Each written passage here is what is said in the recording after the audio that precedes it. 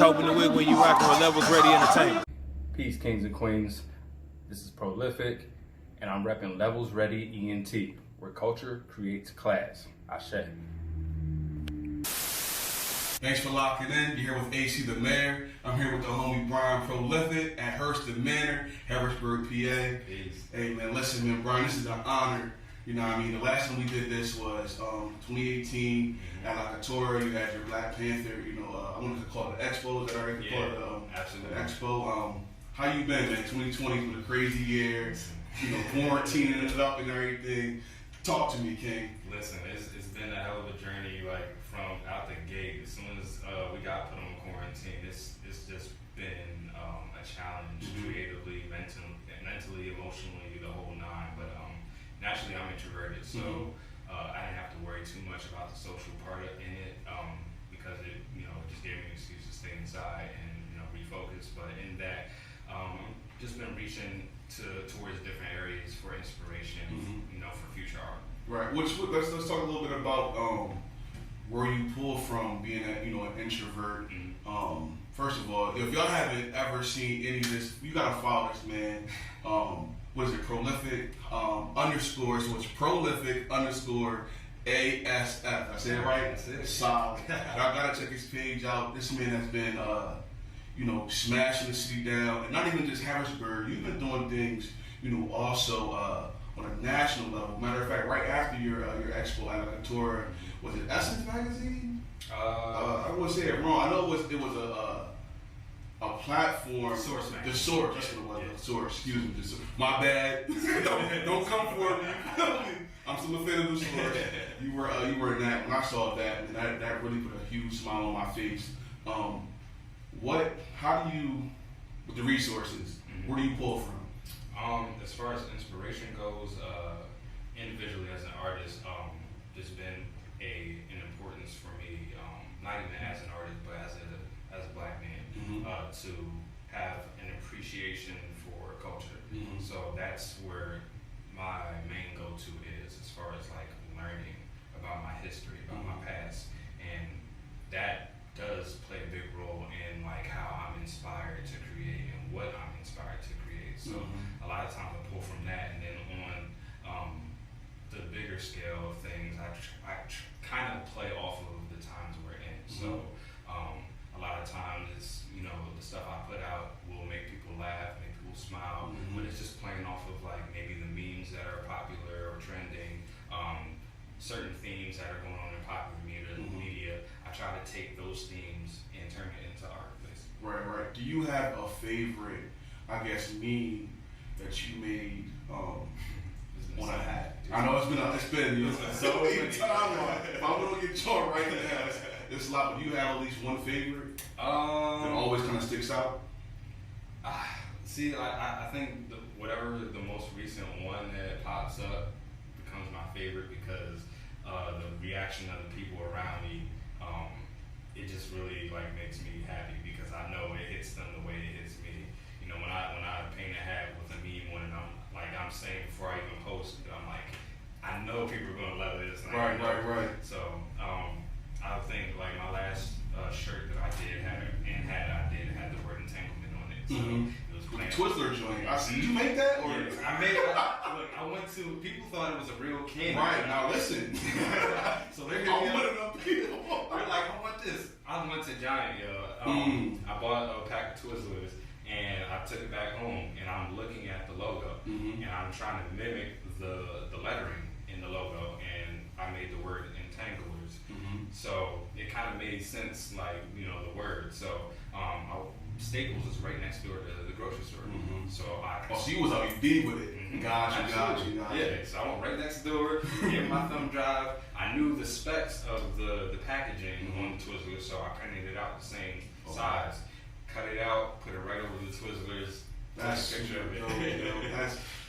That's what it is when you're a creative. You know what I mean? Just figuring out how to pull from the universe and then give back to the universe. You know what I'm saying? In not only a creative way, but a unique and original way. You feel what I'm saying? Right. How do you, as a creative, balance, putting out serious art and then putting out the funny art? Well, one Talk to me. I hope about to say what I'm about to say.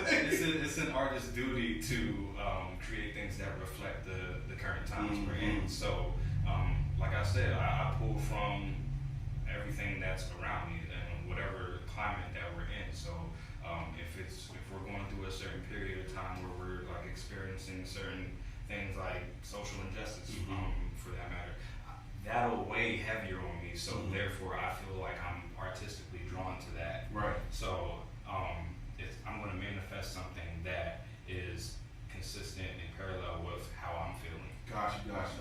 So then, real quick, because I know, as you know, and as everybody knows, I've been following you on social media since however long you have said. June 23rd was I don't think it was meant to be a major moment at first. Right. But then I want to say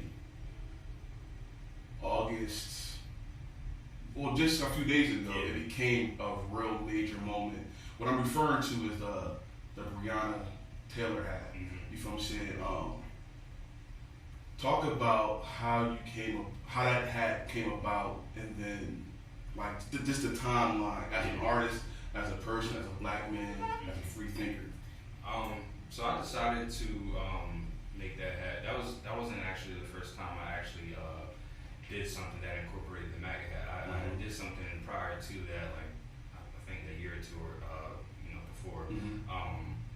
But I knew that the statement that I was going to put out was going to be real bold. I just didn't know the impact, the measure of that impact. Right. I believe that prior to me even making the hat, George Floyd's death and Ahmaud Arbery's death had really weighed on me a lot. So I did 2 separate pieces to commemorate their passing. Gotcha. And to push that statement forward that justice needed to be served. Right. So when it came to Breonna Taylor, I didn't really know about her until like a little bit after George Floyd. And I found out about her because there were numerous memes being made calling for justice. Right. At that time, that was the first time that I can remember that I had ever seen a meme taken seriously. Gotcha. A meme that was put out there for the sole purpose of making a call for justice. So that was real significant to me because the phrase that was repeated in every meme was "arrest the cops that killed Breonna Taylor." Right. So I looked into the whole story, and it weighed on me so badly because I know that there's tons of black people that we have lost at the hands of police brutality, that whose stories have been swept under the rug or haven't got the media attention that they deserve. So therefore, we can't care about something that we're not aware about. Right. So I wanted to push that message forward and use that same phrase to contribute to a conversation that was already starting to grow. Right. So I decided to do that hat because I felt like there's people that already use that hat as an excuse to spread hatred. Right. So that phrase "Make America Great Again," I felt like I was challenging that phrase altogether by saying we can't be great unless we have justice in this country, justice for everyone. Right. And it even challenges whether America was ever great to begin with. Right. So I felt like vandalizing the hat the way I did. Vandalizing that. You remixed. You've remixed and vandalized that hat to the T. I ain't even cut you off. No, my brother, keep going. So I had basically ordered a blank red hat off Amazon the night that I decided to do it. It came 2 days later. Shout out to Bryan. Need that endorsement. So when I got the hat, I just got right to work on it. It was in the morning too. It was like 7 a.m. Now when it comes to like the lettering and everything, I don't use paintbrushes on the hat. I use toothpicks. Okay. So it allows me to focus in on the details real fine. So once I got it done, I took it outside. There's a park bench right by my apartment. I took a picture of it while it was still drying, posted it at like 10 a.m. and then I let my phone go after that, and then it just blew up. It blew up. Yeah. So then, after it goes viral, the next day, you wrote another statement saying that you were going to pull it from, the backlash. People kind of questioning, your intentions, which honestly I think is super whack. Yeah. And the reason why I say that, nobody really questions. You know how many clothing lines, clothing apparels, that run down our Facebook and our Instagram feed that are about, black excellence. Yeah. I guarantee you 95% of those companies are not black. Right. So for us to not challenge that, you feel what I'm saying, but then to challenge something that really, number one, as a black man, you standing up and saying, this black woman needs justice. You feel I can paint and do anything right now, but I'm going to make sure that not only do I vandalize this hat, but I do so in a way that just gives justice not only to Breonna Taylor, but to all our black women. You know what I'm saying? Our black little black girls that will become strong black women, strong black leaders. So I kind of understood where you came from as a person. Yeah. And then introvert artists, we're really like I don't want to say sensitive, but we're really like we wear our emotions on our sleeve. You know what I'm saying? So I got it, but then the entanglement joint came out, but then a few days ago from today, I'm actually on Google and I just see ESPN, like all these different joints, and LeBron James has your hat on, but your hat was a one-of-one. Right. So because of things going viral, and nobody questioned, I'm sure nobody questioned them. So not saying that the hat like LeBron saw it and said we got to run with this. 'Cause I'm sure LeBron, when you catch one of this, you better be the brother we think you are, fam. Or I'm putting pressure on you. You feel me? But anyway, when that occurred and when you saw that, now of course Harrisburg, we had your back. I saw all the comments. You know what I'm saying? From Nova to just so many other individuals. Was that a gut punch when you saw that? To be honest, when I initially saw it, like I didn't know what to feel at that time. That makes sense. I had it was a little bit of anxiety, a little bit of post-traumatic stress from the anxiety that I had when I was getting the backlash. So when I got all these notifications in my phone and then seeing the hat attached to these messages, I'm like, what now? Right. I didn't know before I read into it. I'm just like, my heart was jumping, and they're like, your hat, it's on his head. And then when I look closer, I see my handwriting. Because like I said, I did the hat in toothpick. So wait a minute, hold on. Cause we talked about this earlier. Yeah. You feel what I'm saying? But I didn't realize. Cause I legit when I saw it, even I guess it maybe the process. When I saw the hat, I thought maybe they just saw it and someone knew how to kind of duplicate that font in a program. Yeah. That didn't happen? No. Well, maybe the letters "Make America Great Again," right. But the arrest of the cops that killed Breonna Taylor, that was in my handwriting. I wanted to make it look real sharp. The letters to make it look real sharp. Right. That it was just opposite from the straight clean. Gotcha. So it was like you're really vandalizing this. Right.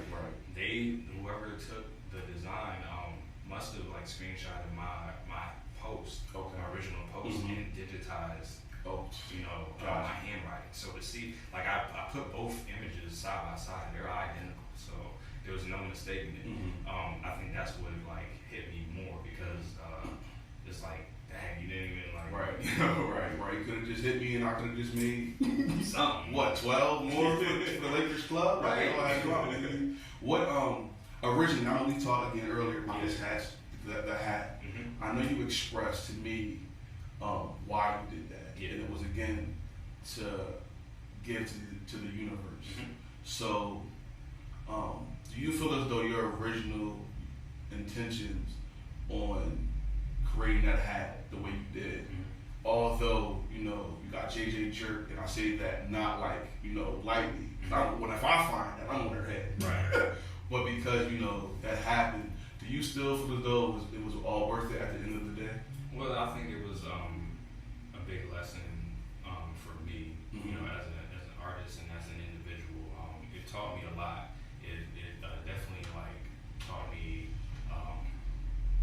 how to take people's opinions and use them constructively. Right. And on top of that, how to stand firm on my own art. Right. And I felt like there was a very big emphasis in my heart on that because I got to a point where I was reading all of these negative comments, and so many people were like, delete this. This is like goofy. This is not for the culture. I'm like, I know my intentions at the end of the day. So while I'll take it off of my website, I'll definitely keep the original post. Yes, you had to. I'm glad you did. I'm so glad you did that. J.O. was like, we better not ever take that joint. Like that stamp is right there, and it definitely worked out in my favor too when LeBron started wearing it, because it was like evidence that I made it months ago before he even knew it existed. So there was that, but it was for me to decide to not sell it. I think it was just I think the comments that resonated with me the most, and the negative ones were the ones that I could understand. Like I have an empathetic heart naturally, so when certain people are coming at me in a way that I can understand what you're talking about, it allows me to see things from their perspective. Right. So I'm taking all these into consideration. I'm like, you know what? At this point, there's so much focus on my decision to monetize the hat. There was so much focus on where the proceeds were actually going. There was so much focus on me profiting off of someone's death. There was so much focus on all these things that regardless of what the original message was, the intentions behind the hat were distorted. They had become distorted. So in order to preserve my original intent behind the hat, I took it out of the profit thing out of the equation. That was the only reason I chose to do that. I actually reached out to Breonna Taylor's sister via Facebook. I found her on Facebook, and I reached out to her for clarity, not for any type of permission to proceed with it, but I sent her this long message like, this is what I meant behind this hat. You may or may not have seen the hat yet, but it's currently getting a lot of attention. So I want you to know the original intent, because there's people out here taking the hat and creating their own narrative from it. So she reached back. Yeah, she messaged me briefly. It was like she understood and she appreciated me my contributions to her to support her family and everything. So, at the end of the day, that's all that matters. That's all I needed. That's all you needed. Real rap. Not even my stand. That's all you needed. I felt like I could breathe. Like the elements off your chest. That was like 2 days after the whole Backlash thing happened. Like I was just at like a point where like I had turned off my phone and everything. So I'm like really focused on what my next steps were, because my main my main purpose was to make sure that it didn't affect me creatively.